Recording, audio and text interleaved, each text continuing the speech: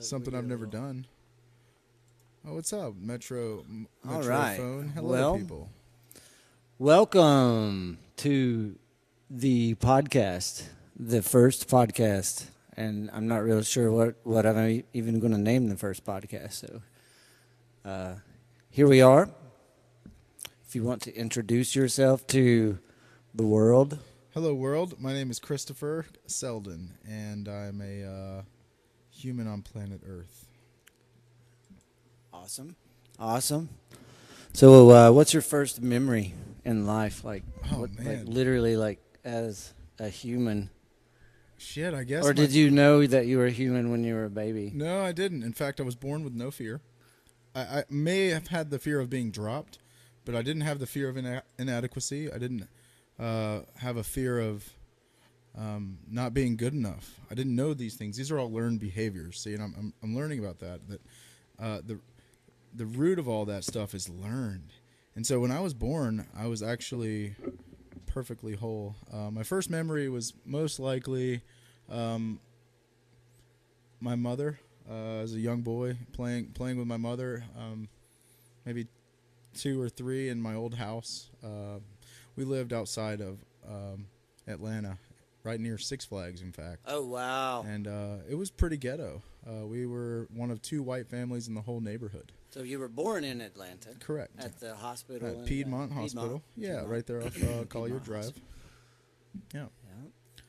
That's it. So, did you ever, like, sneak into, like, Six Flags and all these, I didn't sneak in, but my parents got us passes when we were kids, and we'd go, like, every weekend. I mean, we were literally 2 miles. One time, my sister freaking puked while we were at Six Flags, and my mom was like, "We're going home," and I pitched a fit. I was 4 or 5. Pitched a fit and didn't want to leave. So my dad's like, "Fuck it, we'll walk home." And we ended up walking home from Six Flags, the mile and a quarter or whatever it was. Wow. Yeah. I remember riding with my family to Six Flags in the back of a pickup truck under the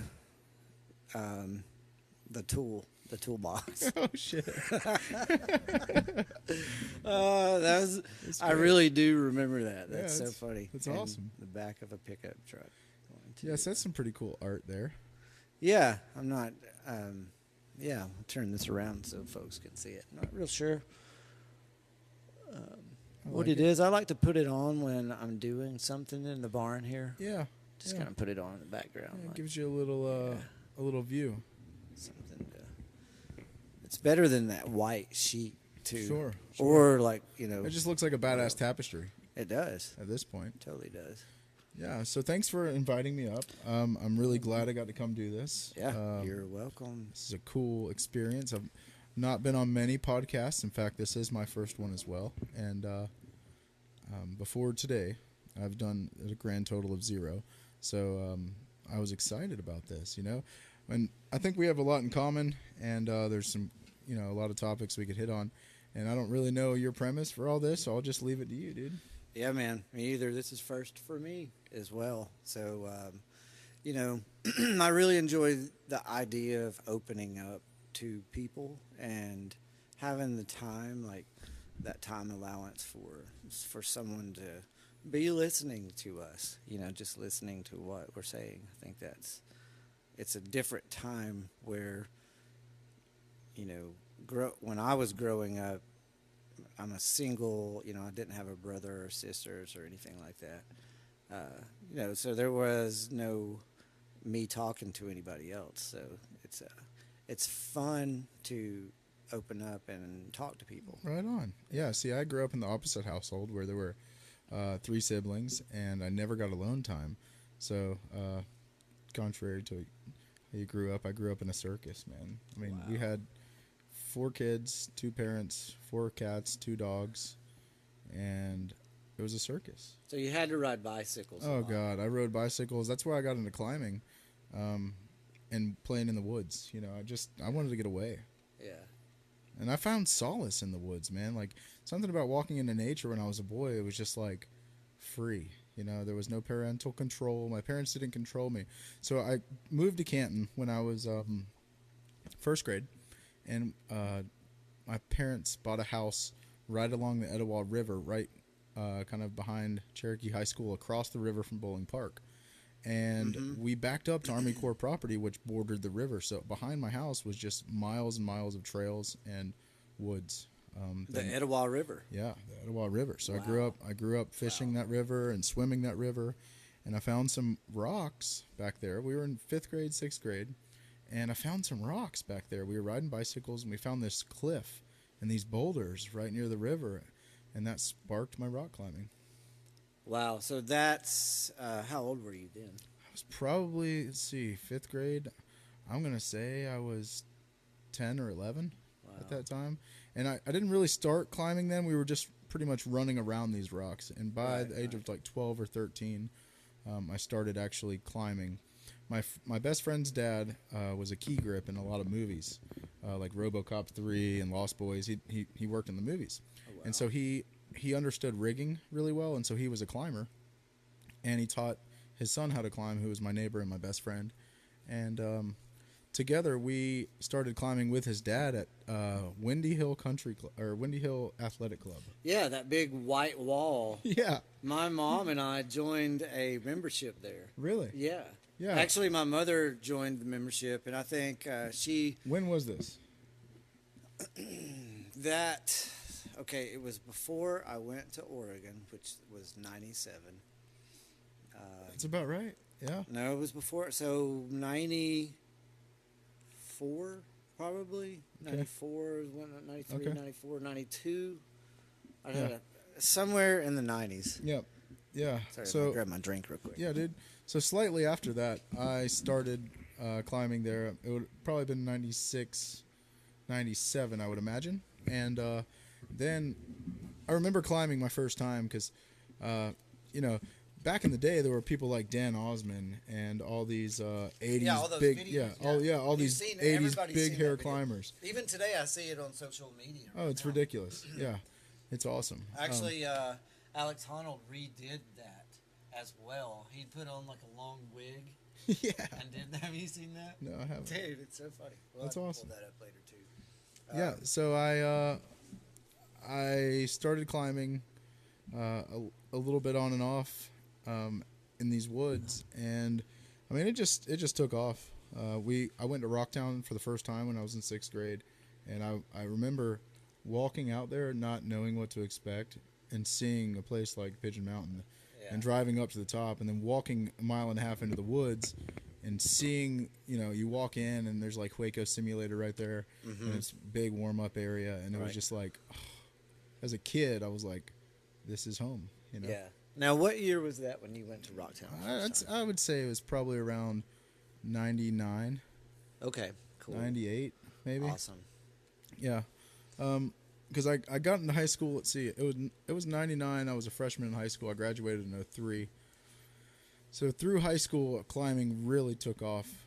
We played sports, and every day after school we'd go do a sport, cross country or track or whatever, and then we'd go out in the woods and we'd climb for a few hours. And we had this free spot near the house, and like we have all these established climbs out there. I'd love to invite you out sometime. Oh, I'd love. Yeah, Yeah, dude, anything local is good. Yeah, it's free 99. Yeah, I've been finding some pretty cool stuff around here in Blue Ridge. And, Yeah, I've seen this area. some stuff up and down the interstate. I just see some rock out in the woods, and I haven't hiked out to look at it. But Yeah, a lot of it's shit, but a Yeah. lot of it's good. If you can get into the granite, that's good stuff. They're actually mining for the granite now. If you're coming up from Canton, if you look up on the right, past Ellijay, you look up.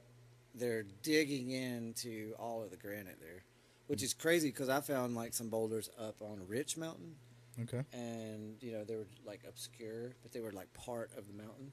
So they've tapped into that shit, and it's crazy. They're just stealing it. Yeah. Fuck faces. Yeah, it's crazy. Yeah.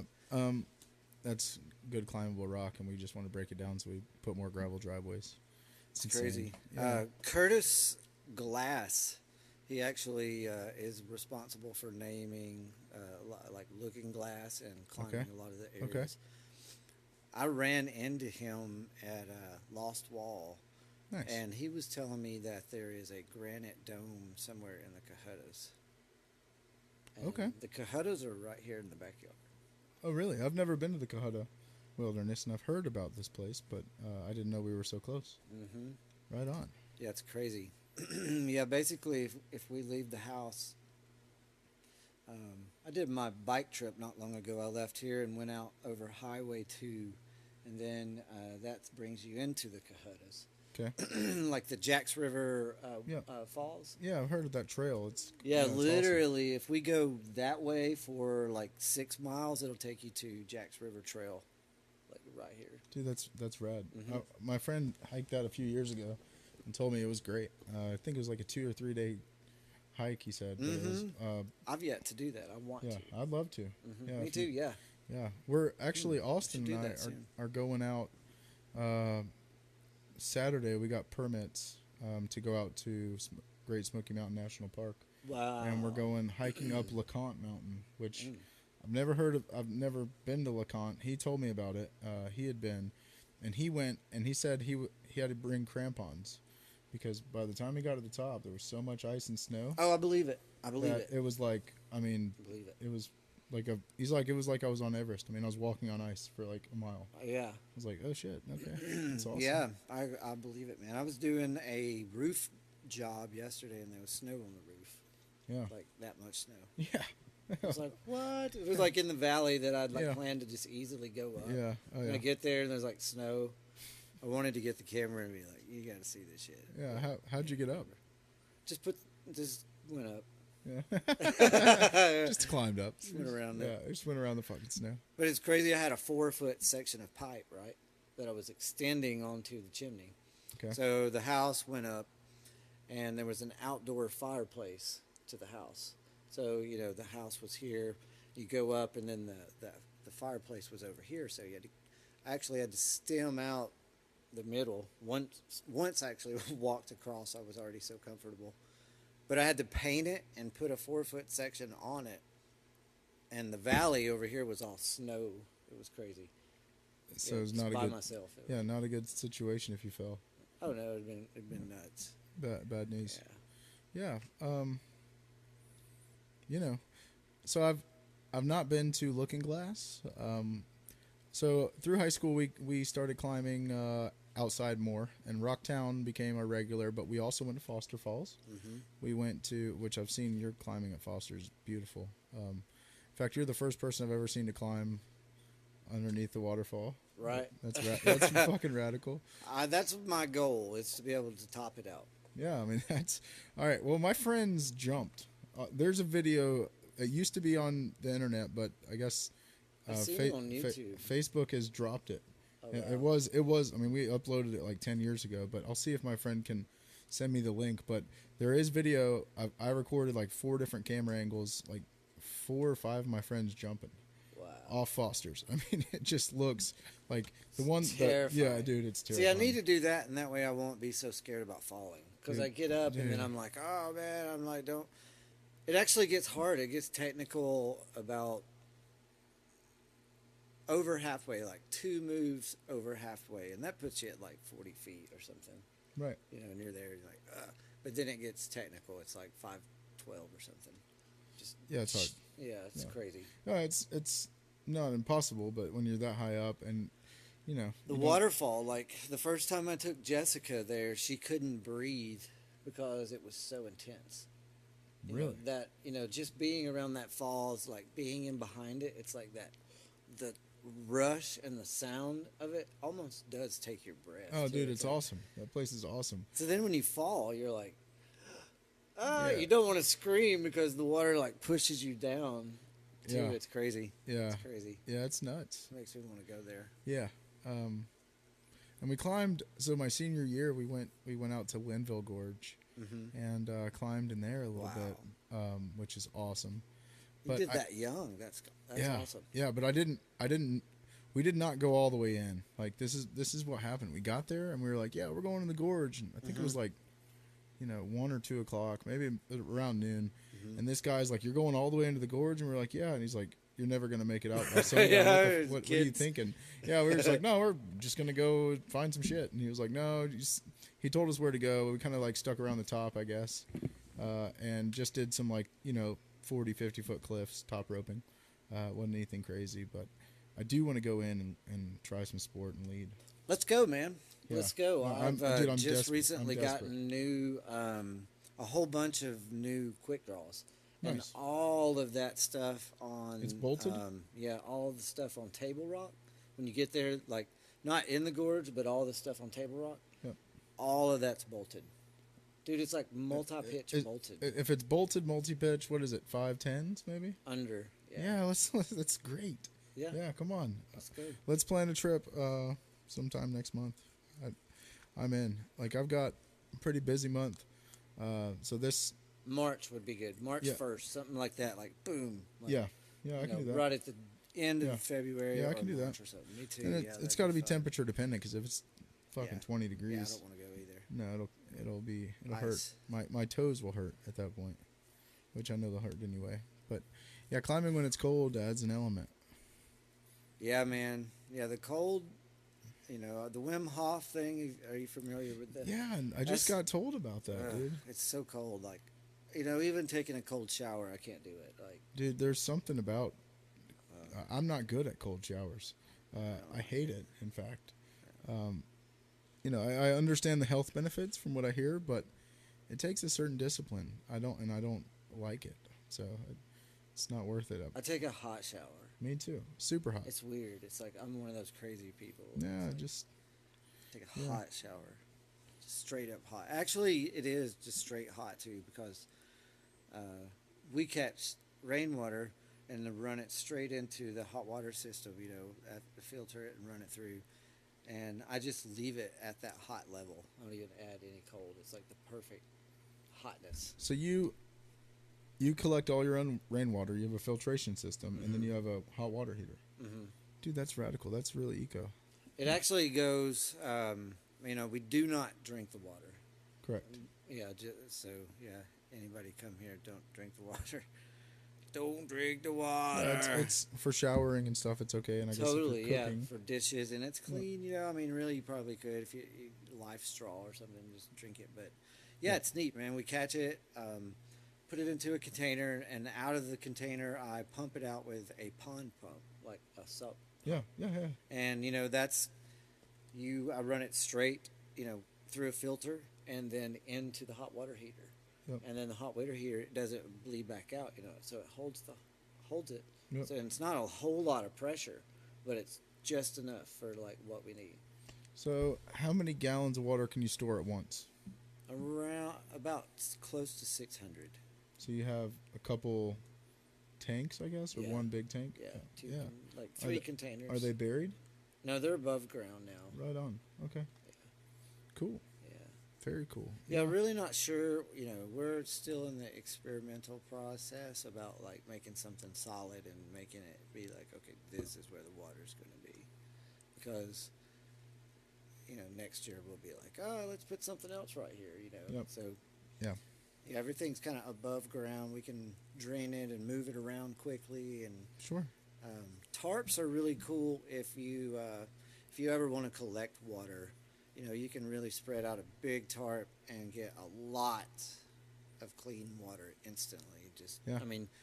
Hundreds of gallons. It'd blow your mind. Like, it would blow your mind how much water you can get in a rainstorm. For instance, like an inch of rain. If you had a 10 by 12 tarp, an inch of rain during that day, you could probably get, probably easily fill your 300-gallon container easily. That's Just awesome. Like, quick, like, Yeah. Wow. it's nuts. Wow. Huh. Yeah, that's real eco. I'm real interested in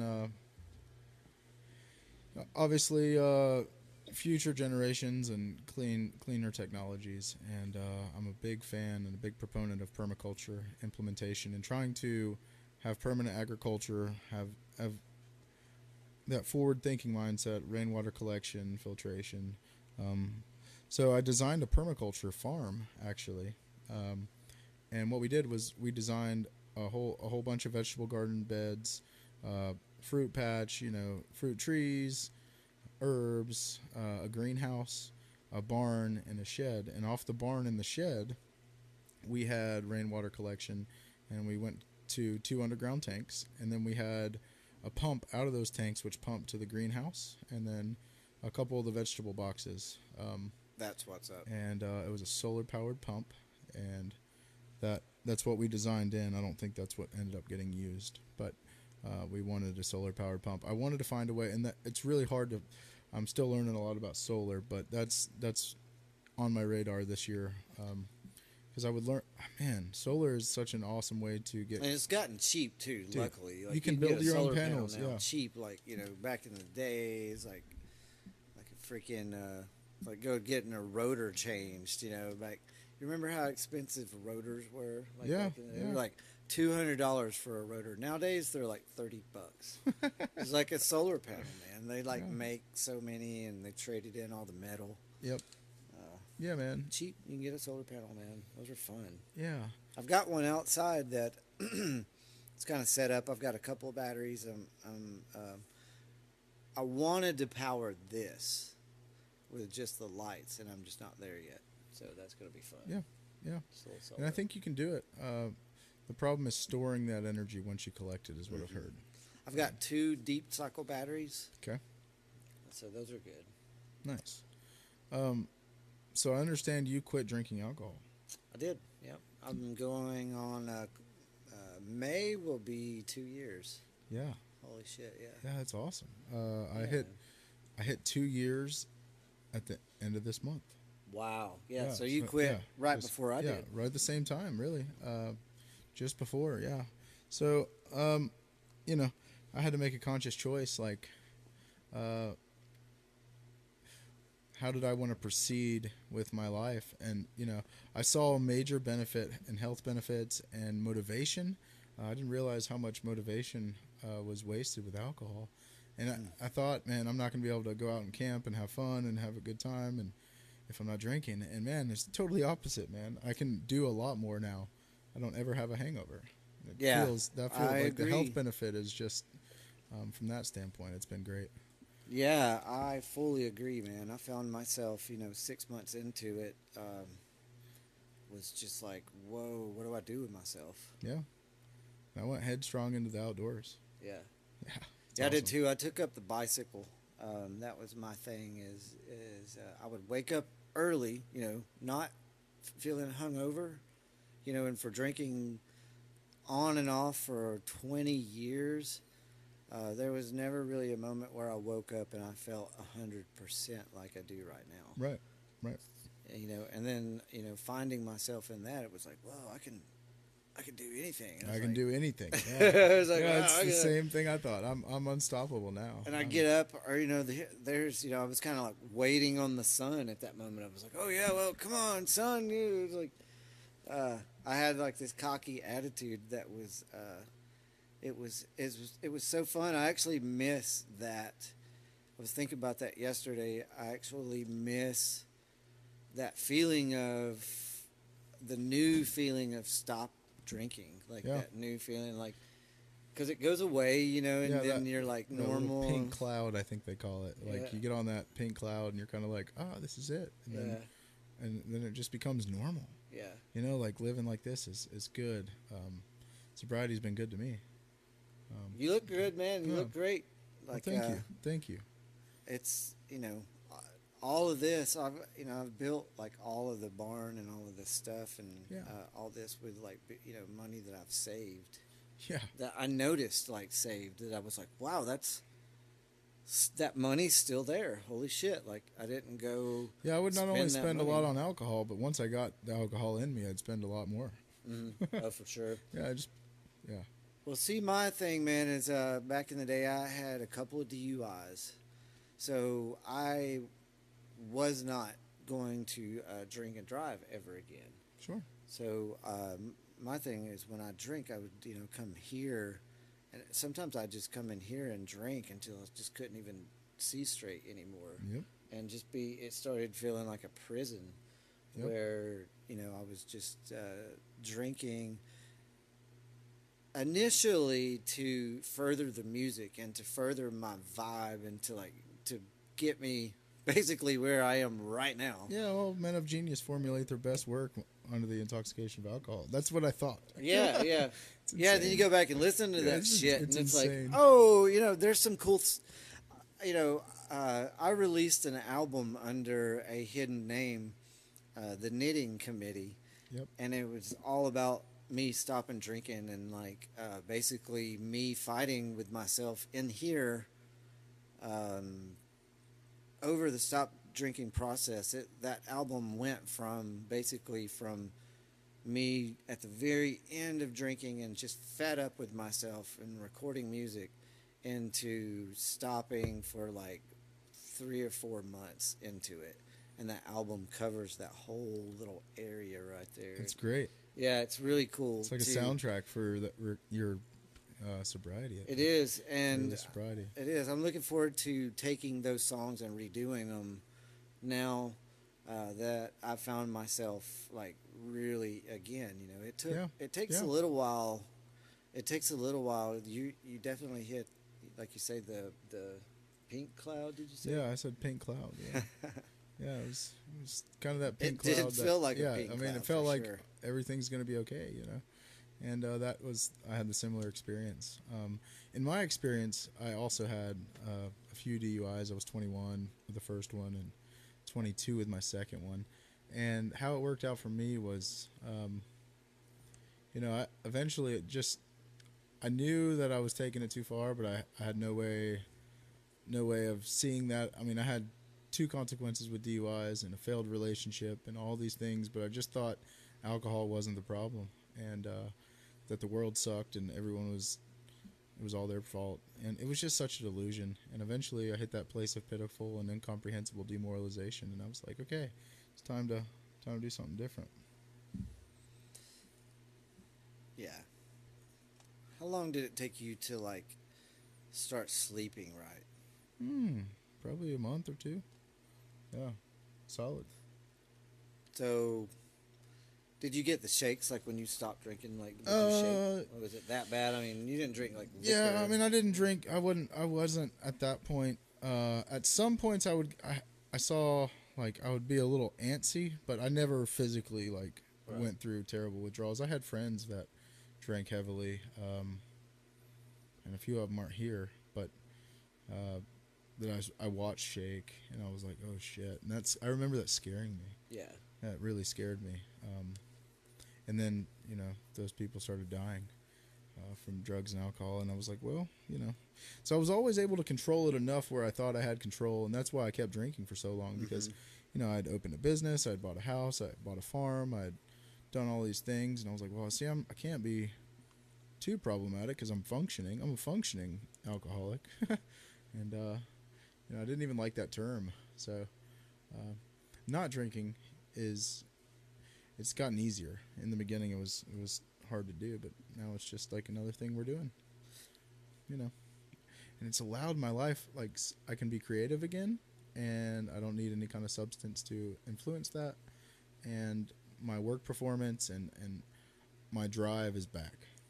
How long did it take for you to, when you're drinking and you're at the club or you're at the house or whatever, and music feels right, you're socially lubricated in the moment, and it makes it makes music better sometimes. Sure. For people. Certainly. How long did it take you to feel that feeling again without it, or have you felt that? Okay, so this is my experience with alcohol. When I drank, I eventually got to that sweet spot, but I could not stop there. I thought more was going to always make it better, that sweet spot better, and I would drink past that sweet spot and I get drunk. So when I sobered up, I would say it took 6 to 8 months, and I think it really comes down to a physiological function of my brain chemistry. My brain was not used to producing serotonin and dopamine on a healthy, normal scale because I was drinking alcohol every day, and that was my release. So my brain needed to just slowly heal, and my neurochemistry came back slowly over time. So that feeling of joy and stuff, especially when I heard music, I'd say 4 to 6 months, and it eventually just got better as time went on. But music still gets me high. Like I still feel like sometimes I'll get a rush of energy when I hear certain music, and I get stoked. Mm-hmm. And it's great, Mm-hmm. it's super rad. And there's climbing does the same thing. I think Mm-hmm. it's that's my experience with that. For me, it was probably about the same, but it was, I would come out here and I had everything set up kind of similar the way it is, but not at all to the real extent that it is right now. It was kind of half-ass. Everything was kind of half-ass. Even the drum kit that I played for 20 years, I bought brand new. It was a birch kit. I've still got it up there in the top of the shed. It only had a head on the top, only on the tops of the heads, just because it was like quick and easy, because I could load them up easy. Yeah. And that's what it was, and that goes back to like my drinking mentality. Yep. Was like, I can load that shit up real quick, and get my drink on. Basically, if a lot of times gigs where that's where my habit of drinking like started, man, like totally. Should we get it? No, you're good. It's not important. Phone call. But for me, yeah, that's where I had to like quit playing all my shit, dude. I like left the barn for a while and was like, I can't play music anymore. Yeah, you soul searched, man. It was horrible. Yeah, it's an inside job, It's I believe it, like, alcohol eats at your soul, and it takes a while to get that back. Luckily, I was watching a guy on YouTube. He was kind of my mentor. I didn't go to anybody. I just kind of privately quit drinking. And he explained it as moving house. Basically, like, after you stop drinking, it's basically like you're moving house. Like, you wake up, for example, normally you would wake up in your house where you are now, and you wake up and you go to your toothbrush in the morning and kind of stumble and turn on the water and flip the light on just mindlessly. All these things are mindless, and Right. you don't really have to think about them. All these things are just automatic. You go out to the car, you warm up your car, you feed the chickens or whatever it is you have to do outside. You go through all these routines, and then when you stop drinking, it's called moving house. Is where you start. Where I noticed, I woke up in the morning and it was like, whoa, what do I do with myself? It was like this void of like, I don't know where my normal routine that I normally would do, which totally started like at noon, and then it was just I was wanting to get back to getting a cold beer at the end of the day, and that's kind of how it flowed. But that was good for me, for him to say that, because Do you know the name of the guy that did that YouTube video? it is the only video that's like stop drinking now, and he's a bald guy, really cool guy. I don't know. It's really, really spoke to me. Like, he spoke to me, and I had a similar it experience. made sense, I could not just watch a YouTube video and get sober. I couldn't. Yeah. I couldn't. There was a little more involved. But Yeah, I admire that.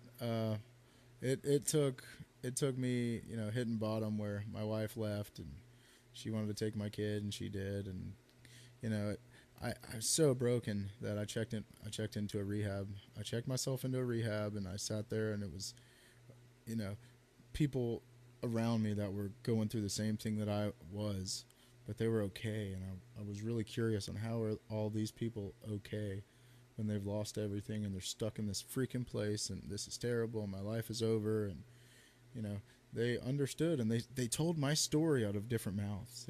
They talked about drinking like I drank, and the inability to stop, and that really resonated with me. And so my experience has been in the 12-step fellowships a little bit, that they have helped me, because they are my people. Like, I'm not unique.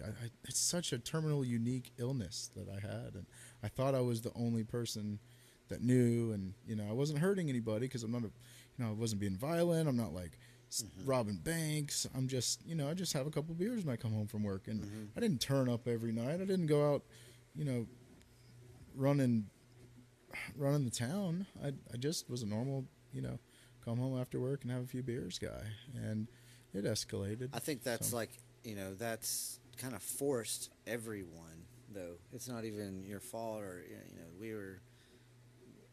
the normal is to turn the tube on and have some cold beers, man. yeah, And yeah, that's crazy. yeah, it is. And I found I have a lot more time.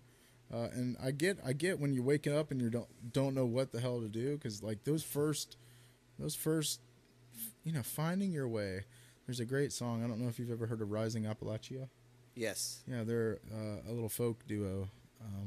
I've been to a Folky few of their bluegrass. shows. Yeah, I like they're those they're guys. great. They have a song called "Find Your Way," and it's Mhm. radical. They're great. They are really good. They're from. They used to play here in Atlanta a lot. Yeah, I think they're They still from do. Asheville, if I'm not mistaken. Hmm. Yeah, they're awesome. I actually got a DUI from one of their shows, but I only had like a couple of beers. Yeah, yeah, It's crazy. that's part of it. So you Sad. rode your bike like some stupid amount of miles. Yeah, that was. I kind of filled the drinking thing with the bike. I'd wake up, like I said, every morning, and someone gave me a bike, and I rode that bike, and for a long time, and I was like, wow, this is like really fun, and it gave me an incentive to get up and exercise. And really, when I started feeling that cardiovascular, the breathing through my nose, and get that first hill here at the house, it's a 1 mile. It's just like 1 mile straight up, so wakes your ass up immediately. So literally, I was like, okay, I'm into biking. So I was looking for a bike and got on Craigslist and found the bike over here that was kind of built up the way that I wanted for touring, because I felt really bad about going to all my favorite climbing areas, driving every time, and I just didn't feel like I was really getting worth of the mountain, and really like getting like owning it, like really like I fucking climb that shit, from the house. And that was my goal, is to like, for myself, when I stopped drinking, I was like, I'd really like to be able to ride from here with all my camping and climbing gear on the bike over to Mount Yona, which is like 70 miles, and do it all before sunset. So yeah, man, I just took off and went for it, It's great. and made it before sunset. And after that, I've had an awakening, and like all kinds of really neat things happen. It's just the only way I could really explain it is if you'd like taken a sedative, and I kind of visualize all the mountains and the terrain around me in a way where it's like I know what I can do now. And I've also I did a bunch of hikes and some other crazy stuff that's just like because I want it to be. I want to know what I Real. can do in a day. Yeah, man, I've never liked hiking.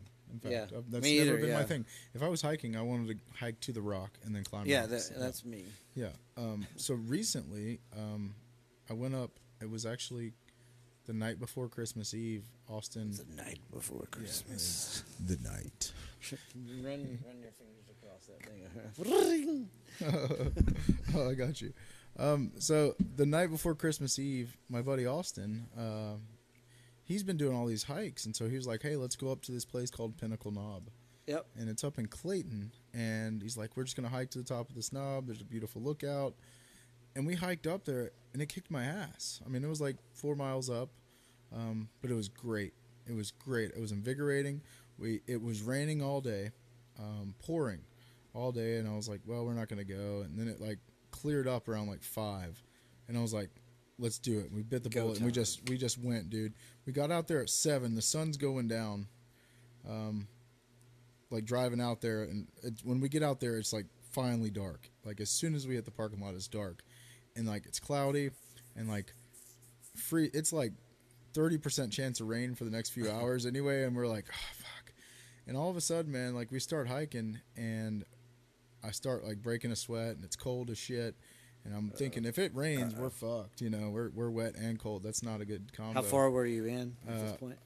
Probably about a mile Okay. in, and then all of a sudden it just cleared up completely, and it was a full fucking moon, and it was just like Nice. a full moon hike, dude. At one point we turned off headlamps Oh, and for like, sure. yeah, we just kind of like real gently walked. There were a couple waterfalls. Anyway, I fell in love with hiking. So, like I said, this weekend we're going up to the Smokies.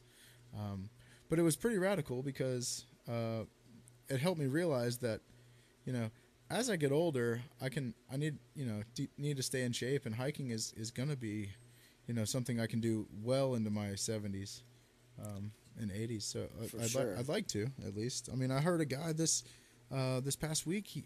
He did the whole Appalachian Trail, and he's 70 years old.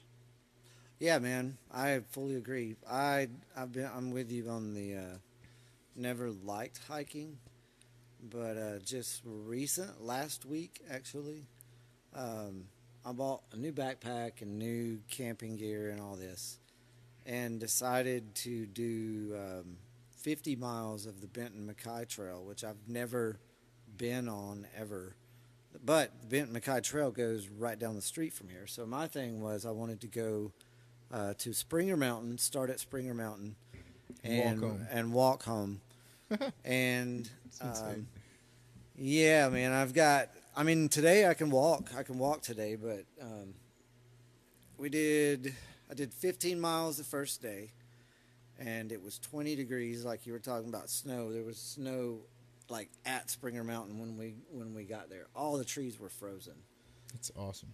So we took off, and I was with my buddy Chad, and he's really tall, and he's got these long legs, and he's hiked these mountains forever. So he's really fast hiker. Um, that being said, I just purchased that backpack up there, and it was full of. I was very ambitious. I brought like solar panels, like battery packs, Yeah. extra shit, you know. So it feels great in the beginning. Actually, like 2 miles in, I heavy- mentioned how my heavy? knee. How heavy was it? I'm thinking it was under 50. Okay. Yeah, a 30-pound pack is heavy after a few miles, so I can imagine a 50-pound pack's got to really be tough. Yeah, it was like 2 miles in, my leg. I did say, oh man, my knee. And actually, my knee started like on my Cohutta bike trip that I did not long ago. It was another ambitious. It was like 40 miles in one day, but it was over all the Cohuttas, all fucking uphill. Like next year, I'm gonna go the other way. Like it was insane. Actually, I'm gonna break it up in like 2 or 3 days and bring some people with me. Yeah. But hurt my knee there, and started feeling my knee on that, you know, and I was like, oh shit, this is gonna suck. And that my first leg of that was 15 miles. That's a long way to walk in one day. Yeah, so did all the 15 miles and got my buddy hiked with me. Luckily, he hiked with me, kept the pace up really well. Sorry, and he didn't have a backpack on that day. That was the thing. Yeah. Wore me down. I mean, my feet. I have blisters on my. I've never had blisters on my feet ever for any reason, skateboarding or anything I've ever done. Like never blisters. So anyway, 15 miles in, we get there. His wife comes, picks him up, and it's like 17 degrees or something. And I'm down at Swinging Bridge down on the Toccoa River. So they leave. And actually, I got them to take me up to the road, and from there I was like, yeah, I'm just going to walk over and just crash out somewhere close because my buddy was going to come and meet me the next day and do the next section with me, which was awesome. So that night, they dropped me off. They actually gave me like mashed potatoes and like all the food that I carried. I never ate any of it because like they met us at like every other point. So it was just a wasteful trip, but a wasteful amount of weight I was carrying. Sure. So that night went up and hiked up. I don't know. It was like 3 miles past, just straight up, you know, and ended up on the very, very top of some, I can't remember where it was. I've got pictures of it. But it was up on just a knoll, and it was all frozen. So I camped there, and then my buddy called the next day and was like, "Hey man, I'm not going to meet you at that section. I'll meet you at the end of that section." So I was like, "Okay." That was, I think it was from where I was to where they were going to meet me and like take off and be like fresh, like, "Hey, let's go." They were like 6 miles. So, I woke up, yeah, and I packed all my gear, and I was just like shivering, like trying to pack everything up and shivering. The night, the night was pretty. I was almost got cold, almost. It was silent. There was nothing. Like I didn't. There was no wind. There was no animals. There were nothing. There was some kind of animal. I actually had to say go away up there. I don't know what that was. It was big. But anyway, packed up the next morning and went. So as soon as I put the backpack on the next morning, the knee was just like, I was like, oh shit. I've got 6 miles to go meet them so we can hike the next 15-mile section today. So somehow I did it. Oh shit! Fucking, 22 miles in one day, or 21 miles in a day. Yeah, I did that, and we ate at the Toccoa River restaurant that night, and we all hobbled in. We had an older gentleman that joined us on that 15-mile section. It was epic, man. So you speaking about, hiking kicked your ass. Yeah. Literally the next day I could not move. My left leg was locked. I had a Ankles, blister yeah. on my feet. Like it was nuts. Yeah. And that was only 15-mile section, so that was 30 miles in 2 days. But I carried like ridiculous amount of weight. And it was hard. So the goal... Hiking's hard. Yeah, hiking's hard. Hiking is hard. The goal is to start doing these summits, like mountaineering expedition. And Sure. so I'm trying to get in shape. Just, I need increasing cardio with bikes. I've been running, but hiking is just long distance hiking is good for me right now, because I would love to do, maybe not this year, but next year, I'd love to go out to Denali. Yeah, man. And try to summit Denali. I heard it's doable, man. Oh, for sure, yeah. Yeah, that would be... I'll go with awesome. you. Yeah. We got some trips, man. Or Mount McKinley. Not Mount McKinley, sorry. There's Mount Adams out that would be fun, too. That's kind of an active volcano Where's sometimes. the one that Austin told me about? I'm drawing a blank on it. But there's a couple here that are doable. Obviously, Denali would be relatively tough, but there's some stuff on this side of the Mississippi on the East Coast that's your elevation gains are like 2,000-3,000 feet in elevation over a short amount of distance. Right, I mean, yeah. it's like there are some pretty intense climbs here, so I'd like to do all of these on this side first and then try to go out west. Yeah, man, getting the gorge in Linville. If you Yeah. just I was thinking about just hiking down to that river.